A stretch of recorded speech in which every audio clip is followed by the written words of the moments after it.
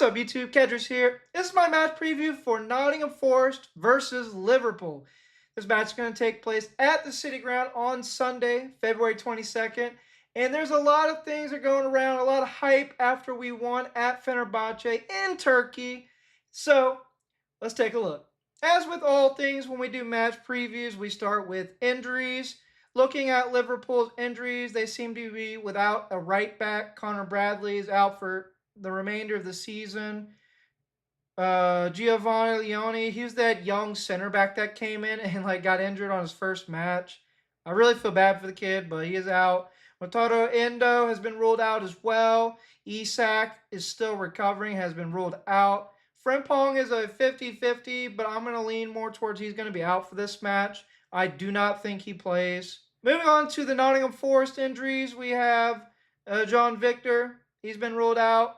Chris Wood, still out. Nicholas Savona, still out. Matt Sells, an interesting one because we don't have a lot of information for him. But it seems to be a re-aggravation of that groin injury. When Dice put him on, he wasn't at 100%, and that kind of, I think this is speculation, he re-injured it in a more severe way. So I think Sells might be done for the season since he's been dropped from the Europa League squad. The last guy that's going to be out is Willy Bolly. He has been out and injured most of the season, but has not really been talked about a lot. But that's the full injury list for both teams. Let's get into the lineups. So I have Fatma pulled up. I recommend this along with SofaScore. Anybody wants to use it, not sponsored. And this is a pre-built team. You put in Liverpool in the pre-fill lineup, and it pops this joker out right here. This seems to be the team they went with in the last match they've played. Obviously, Endo is not going to be in the lineup. I believe this is actually going to be Szoboszlai. And so you're going to have this back four, maybe Kirkez here instead. So you're going to have Kirkez, Van Dijk, Konate, Szoboszlai, Allison, McAllister, Gravenberch, Wirtz, Gakpo, Salah, and Ekitike. I believe this will be the team that plays us. And unlike us, who had to play European football during the middle of the week, or Arsenal, who had to play a Premier League game, Liverpool didn't have a match in the week, so they're freshly rested. They're ready to go. They've had the entire week to train for our team. Now, the benefit for us is they didn't know what type of team we were going to put out. And boy, did a lot of people get it wrong against Fenerbahce. But now they had a chance to look. They're well rested. We did a good job of rotating, but we still are going to come into this with a little bit of fatigue, especially from traveling. That kind of affects the way I look at it, but we'll get into it when I get into the score prediction. Looking at Liverpool's last matchup, they won 3-0 at Brighton. Before that, they won at Sunderland. Now, the thing is, they've been having an uptick in form lately. They've been getting back to the old ways, but they still are very, very vulnerable in defense when it comes especially to the counterattack. Virgil van Dijk is not the defender he used to be. He does a lot of aura defending instead of actually stepping in and being physical with whoever he's up against. When it comes to Konate, it's hit or miss. You can get a good game from him, and then you can get a terrible game from him. So I don't know what's going to be for that. I'm hoping that we're going to be brave enough to put pressure on them with our counterattack, and I feel like the game's going to be pretty open when it comes to everything said and done. I do expect a formation shift, but I'll get into that when we get to how we are going to line up, in my opinion. Now, the title race is on in full flow. Man City just won. So it's 2 points behind Arsenal. Liverpool are outside the European spots looking in. They are going to be looking to win, looking to get ahead of their rivals in Manchester United, who are also going to play. And I think they're going to be up for this match, and they're going to push really hard for it. I expect us to have 35, 38% possession and them to kind of create a lot. But their threat, really, with the degradation of Salah and the way that Gakpo is just, why does that guy start? I don't know. But their threat comes from the middle, comes from the interchange of play between Ekitike and Wirtz in the midfield. McAllister seems to have recovered his form and is starting to create more opportunities. Gravenberch has been asked to sit a little bit deeper. and that has resulted in them being a little bit better when it comes to transitional counterattacks against them. But the issue for them, at least, is still out wide. Kirkez and whoever they have at right back, Sabazlai, are very prone to turning off when it comes to defensive awareness. And I think that's something we can really take advantage of, especially with the way that we like to play kind of in the wing area. But let's get into it.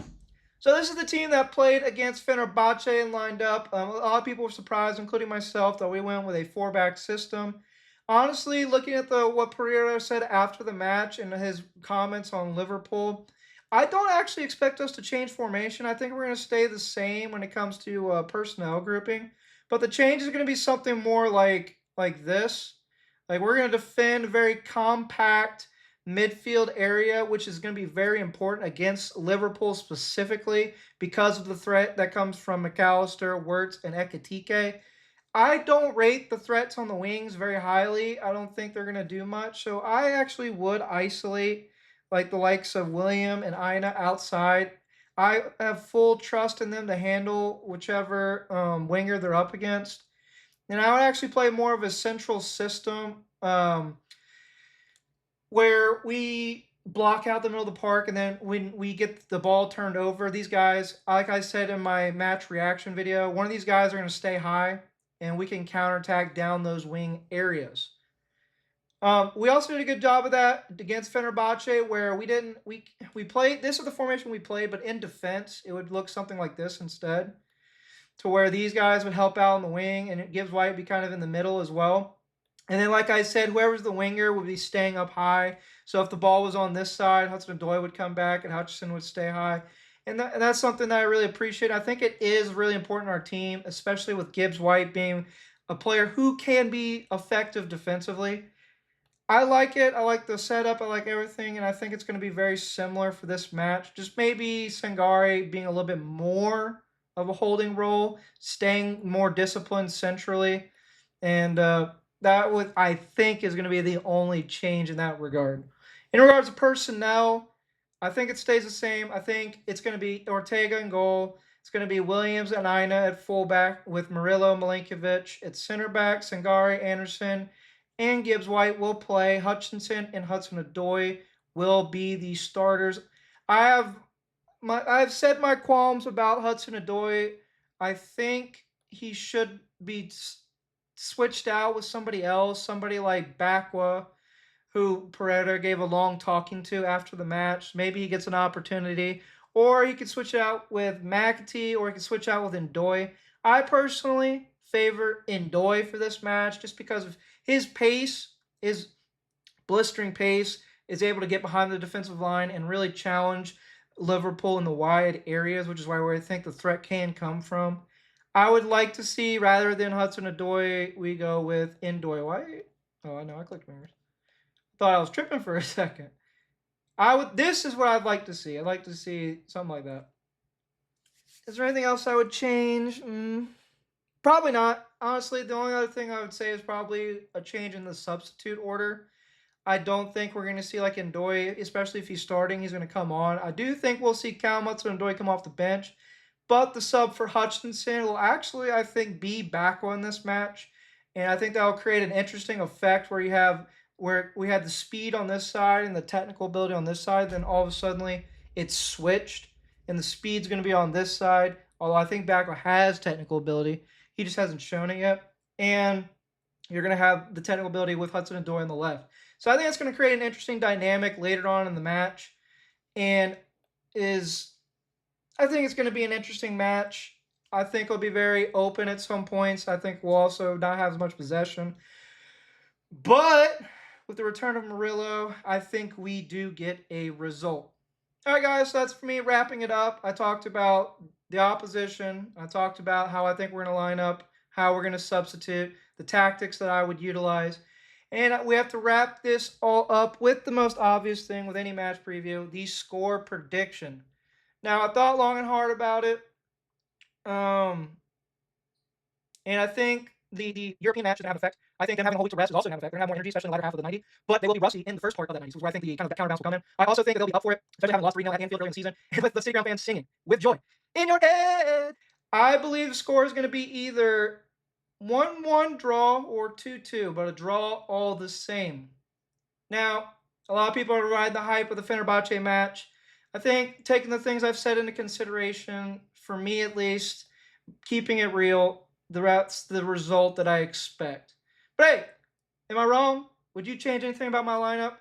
If you can, leave a like and subscribe down below and leave a comment saying what you would have done. And at the end of the day, guys, come on, you Reds!